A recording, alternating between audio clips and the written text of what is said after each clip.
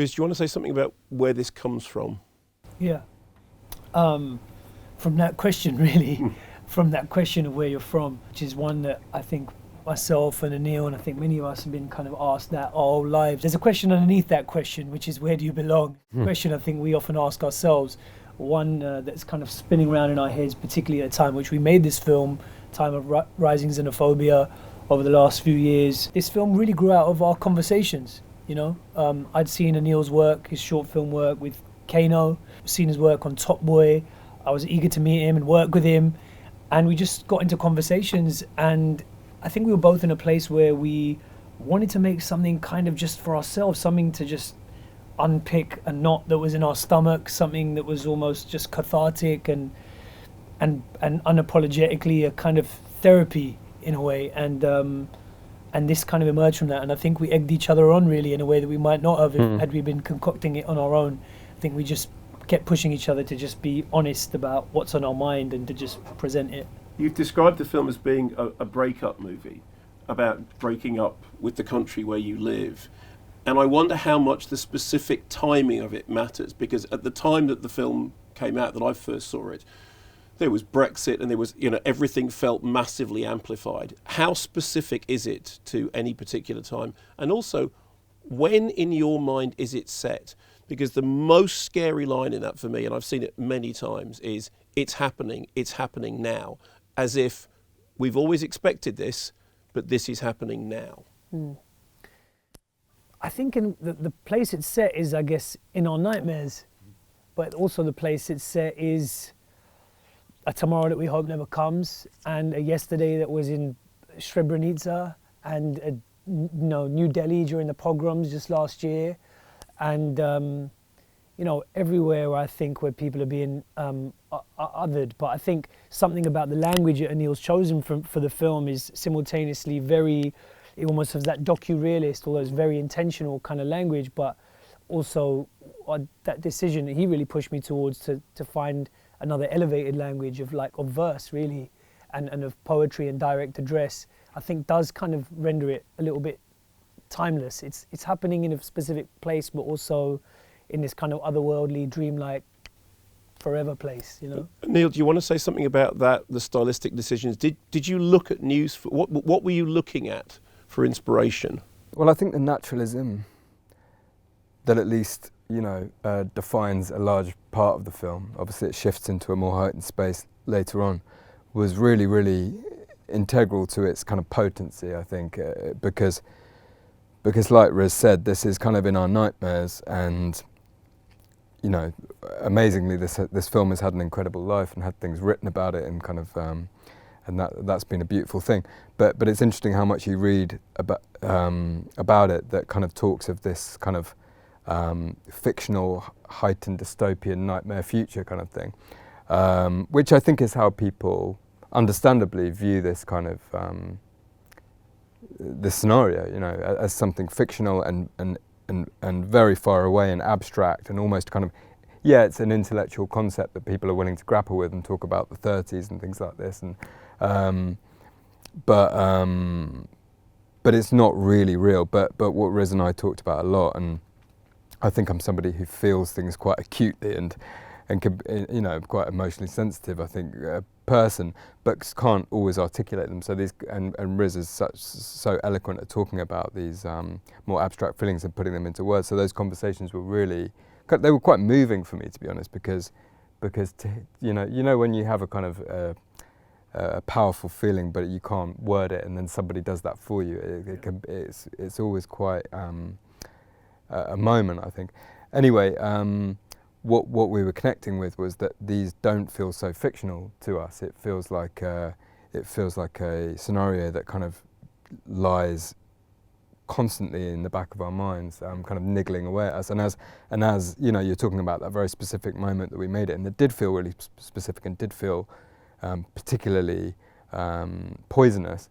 Although, I now look back and realise it's just been a journey. It wasn't one finite moment. It was just part of a continuing, unfortunate journey of kind of increasingly insidious but poisonous political rhetoric, and the kind of normalising of really troubling kind of language and attitudes. Anyway, to get back to my point, that the naturalism was so important because we wanted to root this in a very tangible and real world to make the viewer realise how possible this is, and it informed every decision really. It informed, you know, the mundaneness of the life we tried to paint.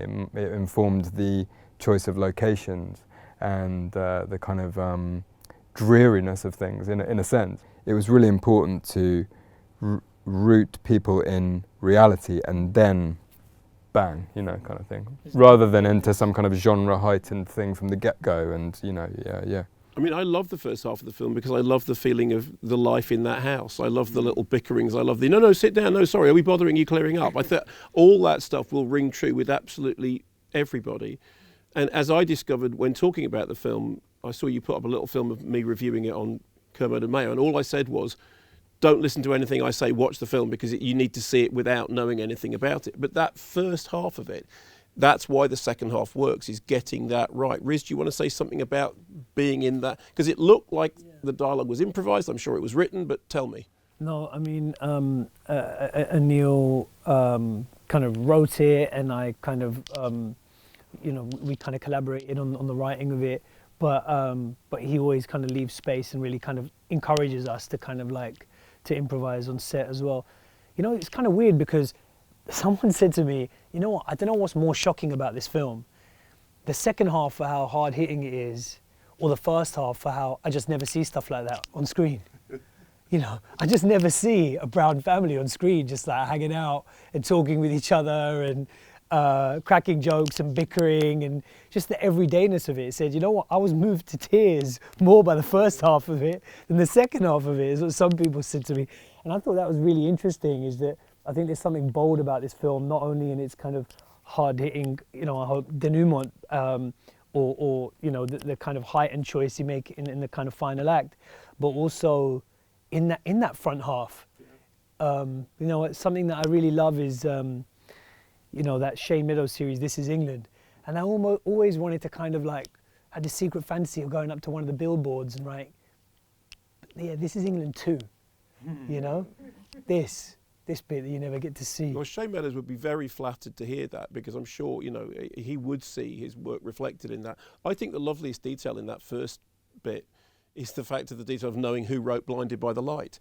And that's what I mean about thinking about, I think anybody can watch, oh yeah, it's Bruce Springsteen. Anybody can watch that and think, yeah, we have been in that situation. And if you didn't believe that, what happened afterwards wouldn't have the impact that it did. Tell me about the poetic thing, when the film breaks into poetry and spoken. Tell me about that at the end. Well, it's something that Aneil kind of pushed me to do, you know, as we were kind of trying to find a story to tell that felt really personal.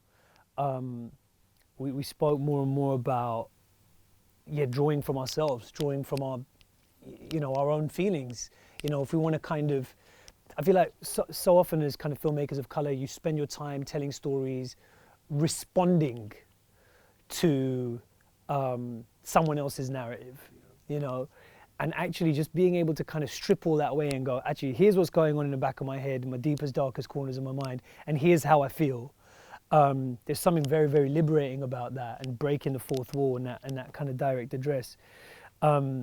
So I guess just it kind of followed that through line of why we made the film, was a kind of catharsis. It felt very cathartic for me to perform that to camera. It feels cathartic for me even now to watch it. It feels like something is being purged and I'm getting something off my chest. And I guess I didn't want to leave the audience, and Aneil was very eager that we didn't leave the audience with the final beat being one of defeat, but actually being one of defiance, you know, and actually the act of creativity, the act of storytelling is itself a hopeful act, even though the story may be a heartbreaking one. I mean, it's the first time I've thought about it, but there's something about that, about this kind of rage we probably have with the situation, with treatment, with just, you know, the world right now, that we constantly kind of repress. And there is something, albeit in a very considered and controlled way, that there is some kind of rage coming out. Do you know what I mean in that speech? And I think that's what's cathartic for me. It's the stuff you spend your life not saying, and being said, and that's. I think that the thing that's most impressive is that it works as a completely standalone piece. I know it connects to a whole bunch of other things, music and drama and life experiences, but it exists as a standalone drama. It has more ideas in it, I think, than feature films, which are 10 times the same length. And I wonder if you were surprised by the reaction that it had, because I remember talking about it on the radio when it first came out, and it was a news story. I mean, people were talking about it on the news. Yeah, I mean, the short answer would be yes. I was very surprised. I think, these projects, even when they're not as personal as this, tend to kind of consume your kind of consciousness, and that's what it did for a while. We made it in quite an intense short burst, but it was a very intense process, and we were in the edit, and the editor, Amanda, is here, Amanda in the corner. Yeah, and it's worth saying that editing something like that is the ultimate, task, because it's all very well shooting naturalistically, and Riz was being kind there, but it was really semi-improvised. There were parameters of conversations and what was taking place, but a lot of that wonderful dialogue really is coming from Riz and the actors. So it's all very well taking that approach and kind of being instinctive and being completely instinctive with the camera, but then what you end up handing the editor is a mess, essentially. Someone then has to make sense of that mess. Yeah, I mean, she is quite used to it. Yeah, because we've worked together for a while, a long time. But can I say, you're saying that this has a lot of ideas in it, more ideas in it than a lot of feature films, and I certainly agree, and that's why I wanted to work with Aneil. But ideas alone, I think that, yes, there's something conceptually provocative about this film, but execution's everything. And I think it's down to the way that Aneil has executed this film.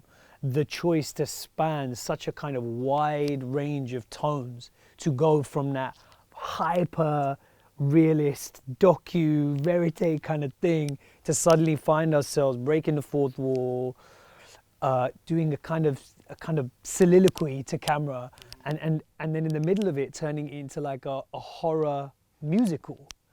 I think that there's something batshit crazy about that in the best possible way, and just leaving aside what the story's about, where it came from, just creatively, I think there's something just really glorious about that, and that's essentially why I wanted to work with him in the first place. That is something that I think you've always done, Riz. We spoke about, Mogul Mowgli being a Sufi horror, all those kind of collisions. I have to say that I think Aneil's feature, which many of you will have seen, probably some of you worked on, is Surge, which is just breathtakingly. It's like having a panic attack for 90 minutes, and it's a terrific piece of work, which deserves to be recognised at the awards season. You obviously have a great creative energy, and I hope very much that you go on and work together in the future. Is there something you'd like to say, just to sort of bring this to a close, as your feeling of what you would want the audience to take away from the film? Aneil, I'll start with you first. Yeah, well, I think this is it's always slightly in danger of sounding pretentious, but Never stopped me. Thanks, Mark. That I've always been a much more kind of feeling-based filmmaker than intellectual kind of filmmaker. I experience feelings, and I become intrigued with harnessing them and kind of and putting them there in the film. And that's, in really basic terms, even though it does sound a bit kind of wanky, that's kind of what I'm attempting to do. So I think it's I can talk about how intellectually we'd like people to take away this feeling that this is not so fictional, but I think what we and I wanted to do was just do that with feeling, kind of like for people to kind of breathe that knowledge rather than kind of mull on the knowledge, I suppose, was the ambition of that film, in a sense, if that makes any sense whatsoever. Brilliant. Riz? Thanks. Yeah, to experience it. there's one thing I hope they take away from this film, honestly, and particularly the audience here, is that Aneil Karia is one of our most amazing filmmakers and is a rising star. And it's just to remember that. Great. Vote early, vote often. Riz and Aneil, thank you very much. Thanks.